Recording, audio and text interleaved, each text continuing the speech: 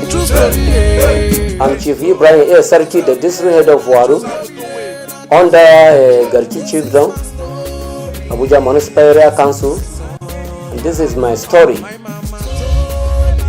I am Baron Joseph Okoni, Administrator, Igalamela Odolu Local Government Area of Kogi State, and this is my story. I'm Senator Joko, and this is my story. My names are Dr. Prince Desmond Odinakachi Madekenwa Onomuju. This is my story.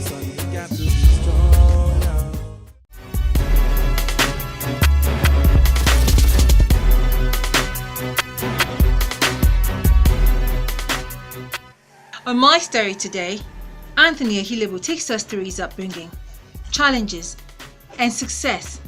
Please stay tuned and be inspired.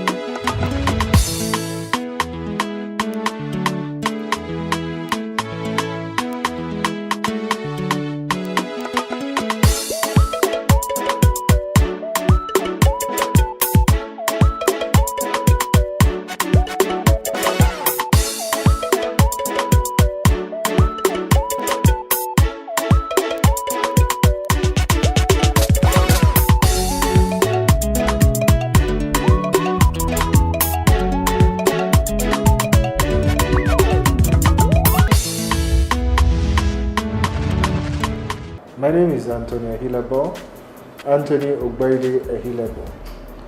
I was born in Ibadan, Oyo State, actually UCH University College Hospital as it was called at the time. At the time my mom was worked at the university. She was a librarian. My dad was an agricultural economist with the central bank at the time. My early years were in Ibadan, of course, and then Bauchi, and from Bauchi we moved to Enugu because of my dad's job. So we moved around quite a lot, and that helped me. I picked up languages from there. I was able to pick up an understanding of Hausa, fluent speaking of Igbo, and I went to schools like Ekulu Primary School, and then from there, from Enugu, we moved to Abuja, where I attended Tudunwada, Government Secondary School Tudunwada. It's just your school down the road in Zone 4 at the time. I was one of those kids who always got into trouble. So my dad thought it was best to keep me very close to his office, so he could always respond to the issues that were coming out of my school. But I mean, I think it was just because I basically disagreed with things I didn't find that were appropriate for young people. I think that was cutting my teeth in activism at the time. From there, I went to Benin to spend some time after my JAM, and I went to Uniben for a little bit before I went to Epoma to study law. And from there, I proceeded to the University of Buckingham, studied law again, and graduated in 2005. Worked in the UK for 2-3 years in properties, mortgages, and all of that. Cut my teeth in the UK business industry, and then moved back to Nigeria in 2008 to attend the Nigerian Law School. It was a difficult choice transiting back from the UK to go back to Buhari to study law, but I did. It was a good 16 to 18 months. In 2009, I was called to bar and started off my practice as a young lawyer, and delved into media once in a while, and started business consulting as well. So for the first couple of years, I had the rare opportunity to start businesses. The first business I started was that was in Nigeria, because I had already started helping people to start companies in the UK. So I think we did 4 companies in the UK. We did PropCorp, we did Chand Investment, some other companies, Digos, Pima, which are companies that I was part of the incorporation. So I found out that I had a knack for consulting to set up businesses, and of course I transited to coming to Nigeria to get a law degree so that I could probably do this much better and more professionally. So upon leaving law school and being called to bar, my first gig was to set up the first and only members only cafe in Abuja called Clan Cafe in Maitama, Abuja. It was a subscription cafe. It was high end. I spent about 8 months setting it up, making sure it was functional, and it ran, and it worked actually. Because nobody believed it would work, but because of innovation and creativity, we kept it running for quite a while. From there, I went to work for the leadership group in setting up their restaurants, Banana Republic chain. I started off with the Banana Republic in Area 11, Gariki. And from there, I went to their Sokoro branch, and before I eventually left them and decided to face IMLC, which was my core business. And at the time, this was in 2013-14, I also started getting involved in politics, because it became clear to me that without participating in governance, you didn't really have a right to question what was happening around you if others were doing it. So of course, the enthusiasm to go into politics, into the youth wing of PDP, we set up so many things. At the time, we started with youth circuit, moved on to Rethink Nigeria, proposed the 30% or nothing to the PDP executive, trying to get young participation in politics on the side of having a business. It hasn't always been easy to run your own business. It's a very difficult task when you have people's salaries you have to pay at the end of every month. But somehow one has managed to build a business where we employ over 25 people now. We're focused on, it's a hybrid between a law firm and a media firm. Stay tuned and we will be right back.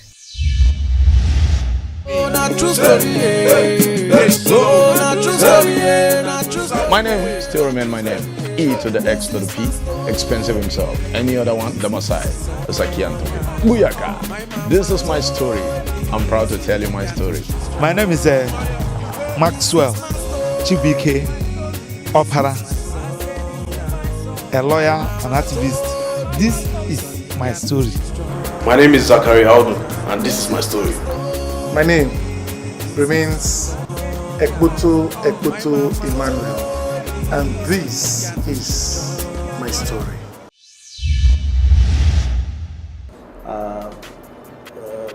Performing tasks and all of that have helped to make me who I am today.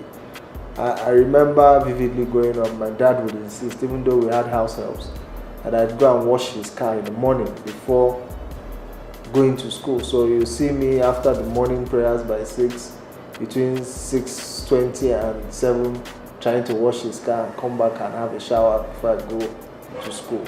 All that prepared me for who I am today. I remember specifically when I finished my work, and this is with regret now, in hindsight. I'm talking about task, an assignment that I felt I think it wasn't above me. I felt it was beneath me at the time. But I got to later have incidents that would bring regret. I'll tell you about it. I finished secondary school and I had, I think, a gap year of about 1 year, 8 months to 1 year.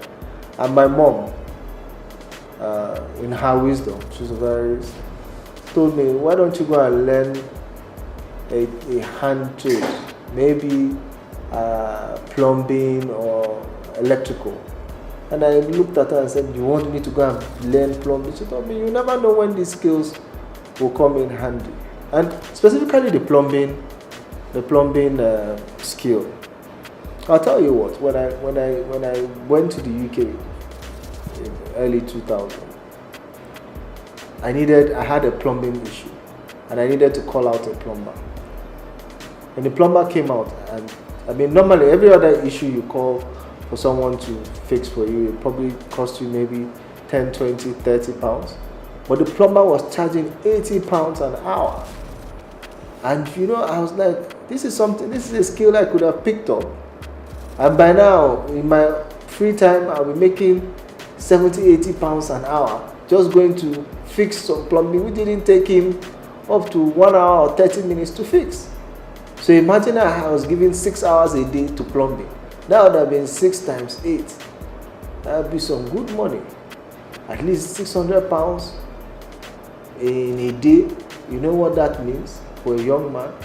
But I never got that opportunity because I never got that skill. And it's a regret I've had to live with till today. So I don't think that anything I was told to do in a way was too much.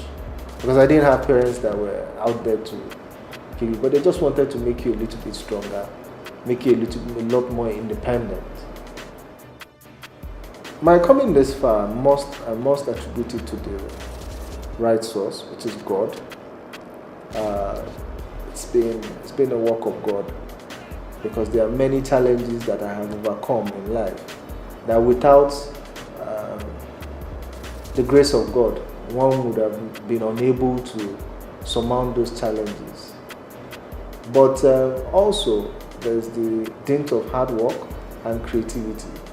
I remember when I was trying to get my visa to go abroad to study, because of course I didn't have help from anybody. It was like I took a decision that I needed to get better education because I wasn't sure I was getting what I needed to get in Nigeria, and I decided to go abroad. And of course, my parents didn't have so much money to send me abroad, but it was a decision that they were going to starve themselves of certain luxuries to be able to afford to send their son to get the kind of education he needed. So it was sacrifice from all of us. It was sacrifice greatly to them on their part. And at the time, gathering all the documents and everything was such an uphill task. I remember going to the particular agency that was responsible for packaging me, and there was a word of advice the woman gave me the day I got my visa. She said that you have a resilient spirit. They never ever lose that resilient spirit. And that is what makes your content. And I believed that saying till today. And that's why I never give up on anything I try. I keep trying, no matter how impossible it looks, it can be done. So long as you have the will and the spirit to do it, you can achieve any goal you set out to. What are my motivations?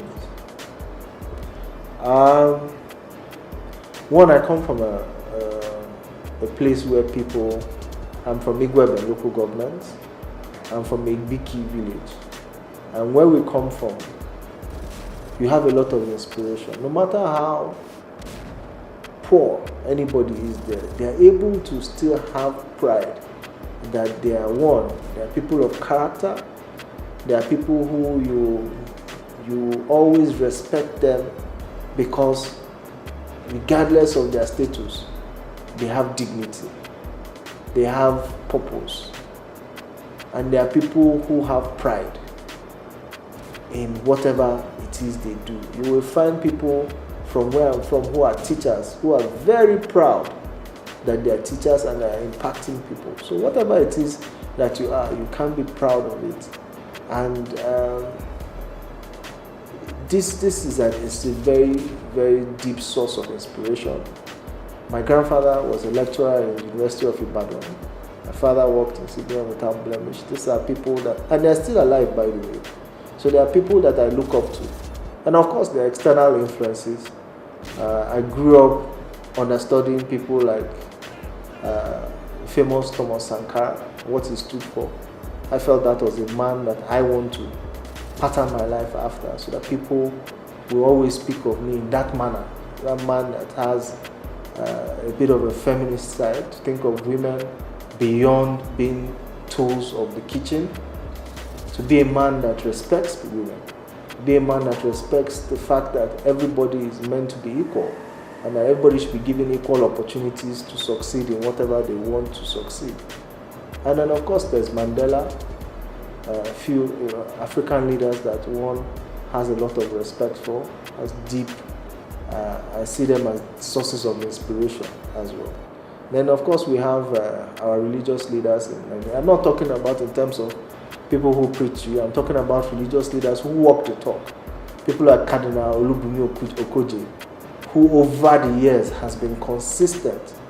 Father Hassan Kuka, who has been very consistent with his messages about the kind of Nigeria he wants to see. Yes, those are my inspirations. Of course, we also have people like Shigumi, who I have a lot of respect for, and the kind of stuff he's made of, the content he preaches out. Those are the kind of people that I do have quite a lot of respect for, and see them as largely inspiration. Alongside Timmy.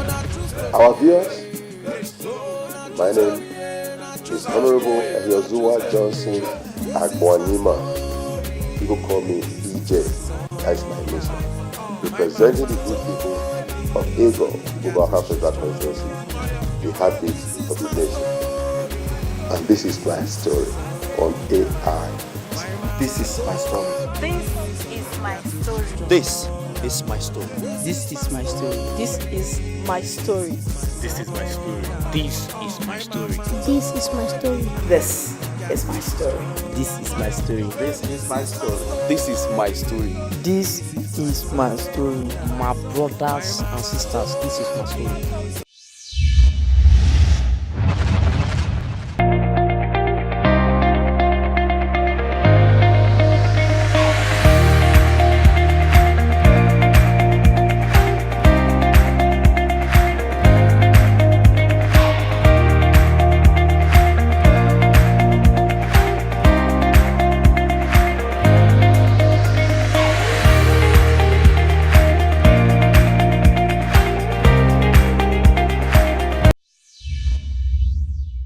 A difficult childhood is not necessarily meant to prevent you from becoming what you ought to be in life.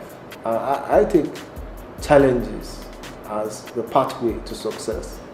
Because if you are born with ease, you are not meant to exist in this world. Because this world will test you. The world is meant to test and challenge you. So a difficult childhood only makes you better prepared for the world. The only caveat to that is that it is so bad that the challenges affect your education. So you are not able to get an education, thereby hindering you from competing in the global world. But of course, I want to go to the Bible, which says that the world will not end until everybody has been given the message of Jesus Christ. I think the world we are getting into today is getting globalized, and it will be very difficult to say that the childhood you had has hindered you from acquiring knowledge, because knowledge has been democratized.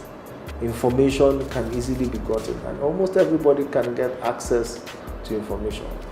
So a difficult childhood of today should not prevent anyone from becoming who they want. Instead, it should better prepare them. Because I've seen the most successful people in this world have been the people with the greatest challenges. And in learning to surmount their challenges, they have been able to become successful. Well, yes, I am lucky.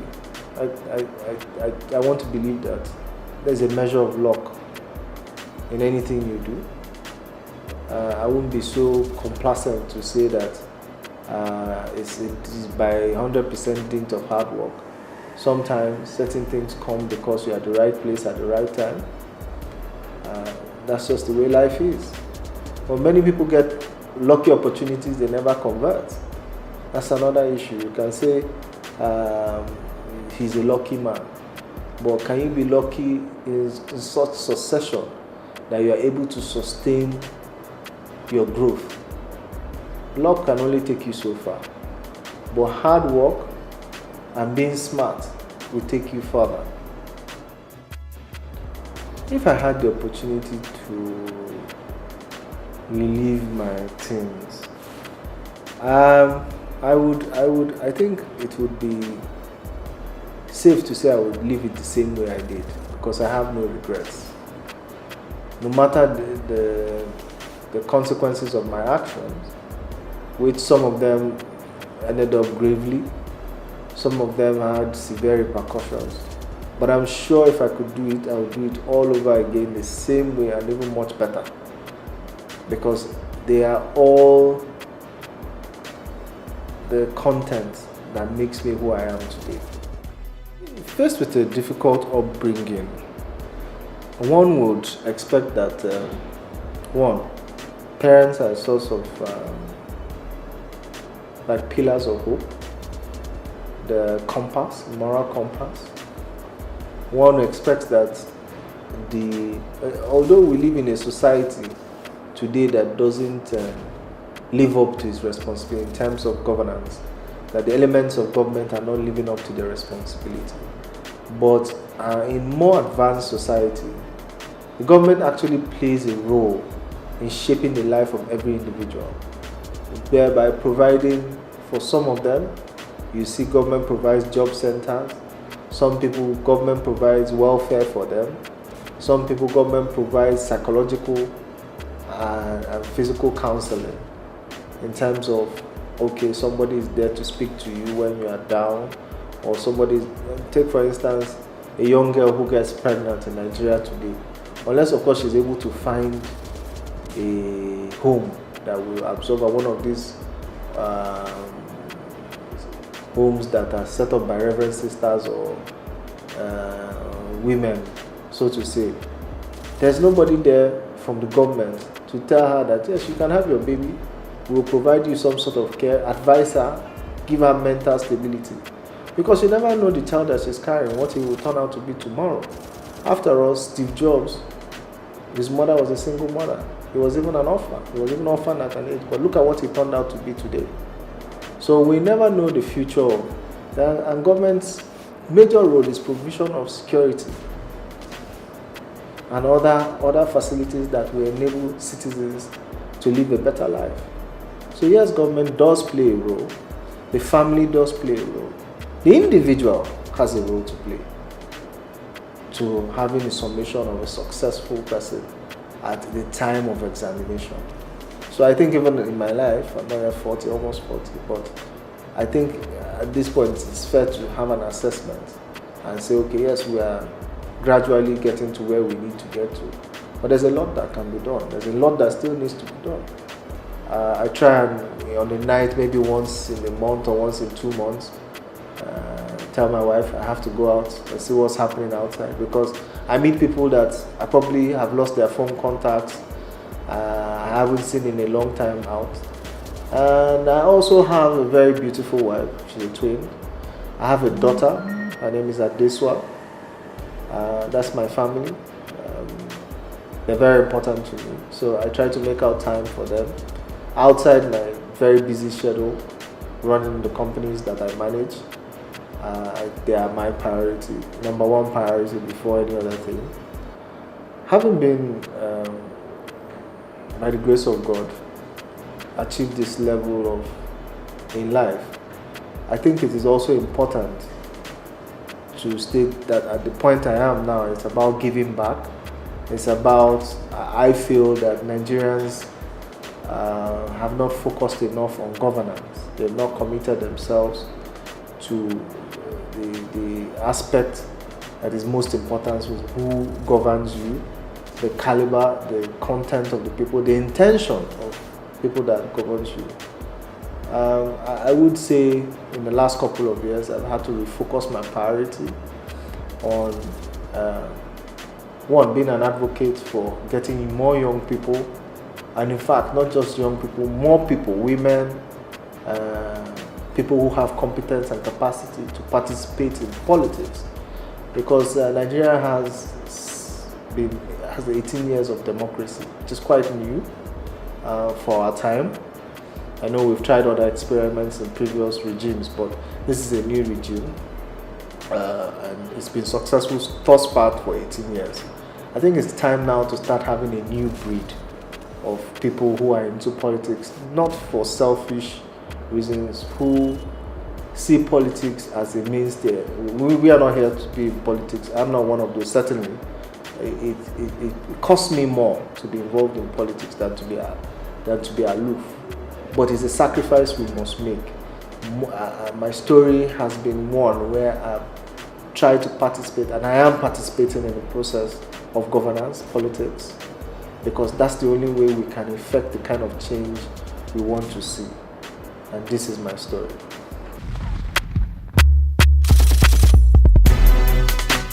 And that's it on My Story today. For your comments and suggestions, please send a text or WhatsApp message to 0806 004 2843. Thank you for staying tuned.